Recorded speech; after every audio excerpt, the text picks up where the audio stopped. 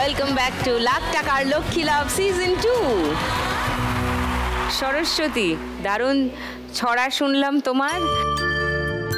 আর তোমার রোজ নামটা শুনে তো আমি অবাকই হয়ে গেলাম। দিনে নাকি 3 ঘন্টা ঘুমো? হ্যাঁ, 21 ঘন্টা কি করো তুমি?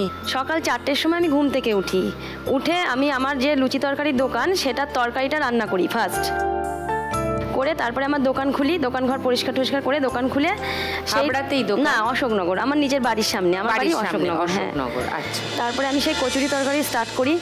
11টা পর্যন্ত আমি কচুরি তরকারি বিক্রি করি। কোনো দিন 12টাও বেঁধে যায় লোক আসলে। মানে তুমি ভোর 5:30টায় খুললে? হ্যাঁ। আর 12টা অবধি দোকান চলে? হ্যাঁ। আরে বাবা। এবার কখনো তুমি না অন্য? না, আমার সাথে আমার মাও আছে, কিন্তু কখনো মা থাকতে পারে না, যেহেতু আমার মেয়েটা ছোট। মার কাছে আমি মেয়েকে রেখে সব কাজ করি। ও, 2.5 বছর আমার মেয়ের বয়স। মা আর আমার দিদি সামলায়, আরেক দিদি। ও, 12টা-1টা পর্যন্ত দোকান বন্ধ করে বাড়িতে এসে আমার ঘরের কাজ সামলে রান্নাবান্না করে, ওই রান্না করার সময় আমি আবার চপের আইটেম রেডি করি সন্ধ্যাবেলায়। চপ? হ্যাঁ, সন্ধ্যায় যে আমি চপটা বিক্রি করব সেই জন্য আমি চপের আইটেম সব যা দরকার সেগুলো একপাশে রান্না করি, একপাশে ওইটা করি। চপ প্লাস ফুচকার আলু ঠালু সিদ্ধ করে সব রেডি করে নিই ওই দুপুরের টাইমে। আচ্ছা, রেডি করে নিয়ে সন্ধ্যাবেলা আমি চপ টপ আর ফুচকা এই দুটোর দোকান আমি নিজে চালাই। সঙ্গে আমার হাজব্যান্ড কিছু সময় থাকে। দেওয়ার সময় যখন ফুচকা আসলো দিতে হবে, তখন কাউকে দিল, সেই জন্য উনিও থাকে সাথে। তা এই দোকান আমি রাত 11টা অবধি চালাই। রাত 11টার সময় বাড়িতে এসে মেয়েকে কাছে পাই, মেয়েকে নিয়ে একটু থাকি, সময় দিই মেয়েটার পিছনে। রাত্রে 12টার পরে আমি আমার নিজের যে কাটিং, আমি বাচ্চাদের ছোট ছোট হট প্যান্ট জামা সব নিজে কাটিং করি। কাটিং করে তারপরে তুমি তো 4টের সময় ওঠো বললে? হ্যাঁ।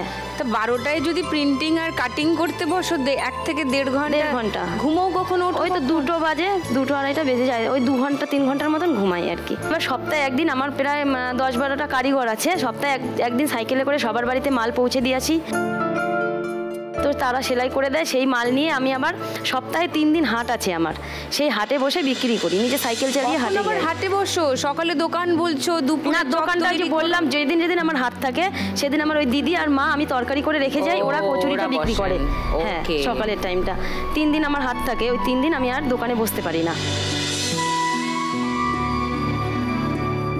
তারপরে নিজে স্বনির্ভর গোষ্ঠী চালাই। স্বনির্ভর গোষ্ঠীর সেক্রেটারি আমি। 20টা মহিলা আছে আমার, তাদেরকে নিয়ে বসি এবং তাদের মাসে একদিন টাইম দিই।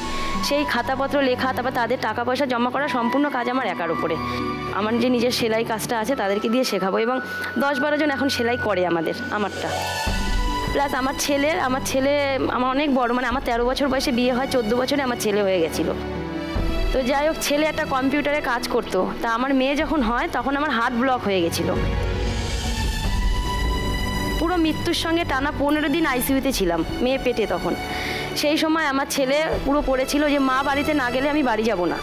তাই আমার ছেলের কাজটা হাতছাড়া হয়ে গেছে। কম্পিউটারটা কাজ করতো অ্যাকাউন্টেন্টের। তারপরে ছেলে টাইলসের কাজ করে, পাথরের টাইলসের কাজ করতে গিয়ে ওর একটা অ্যাক্সিডেন্ট হয়, মাথার ব্রেনের পাশ থেকে পুরো ফেটে গেছে ভেতর থেকে।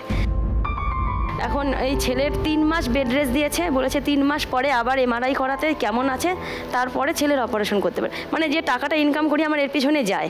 যে বলছেন যে আমি সুস্থ থাকতে হয়, আমি এইভাবে সুস্থ আছি। সবার মুখে হাসি দেখতে পেলে আমি খুশি, আমি সেইভাবে আমি সুস্থ আছি। পুরি বাপ রে বাপ, সরস্বতী, তার মধ্যে আবার ছড়াও লেখে? হ্যাঁ, আমি নারী শক্তি নিয়ে একটা ছড়া লিখেছি, বলবো? বলো। সকলকে শুভেচ্ছা আর প্রণাম আমি করি, ধন্য আমি গর্বিত যে ভারতীয় নারী। কখনো কারো মেয়ে ছিলাম, কখনো কারো বধূ, কখনো কারো মা হয়ে দিয়েছি মুখে মধু। নারী হয়ে আমরা সবার ভরিয়ে দিই যে মন, তবু কেন হয় এত নারী নির্যাতন? ভেবো না তো কেউ মোদের অবহেলা নারী, প্রয়োজনে আমরাও যে অস্ত্র ধরতে পারি। কুনজরে দেখবে যারা বাড়িয়ে দেবে হাত, দুর্গা সেজে বা তাদের করবো মোরা বধ।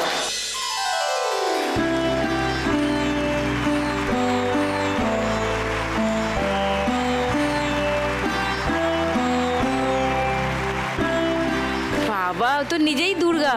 হ্যাঁ, 10 দিক দিয়ে 10টা হাত। একটা হাত কচুরি বানাচ্ছে, একটা রুটি বানাচ্ছে, একটা তরকারি বানাচ্ছে, একটা কবিতা লিখছে। বাড়ি থেকে কেউ এসছেন? হ্যাঁ, আমার হাজবেন্ড এসছে, ওই যে বসে আছে। ও নমস্কার। একটু মনে করিয়ে দেবেন, 5-6 ঘন্টা না ঘুমোলে কিন্তু বেশি দিন সুস্থ থাকতে পারবে না। তাও সারাদিন করতে থাকে।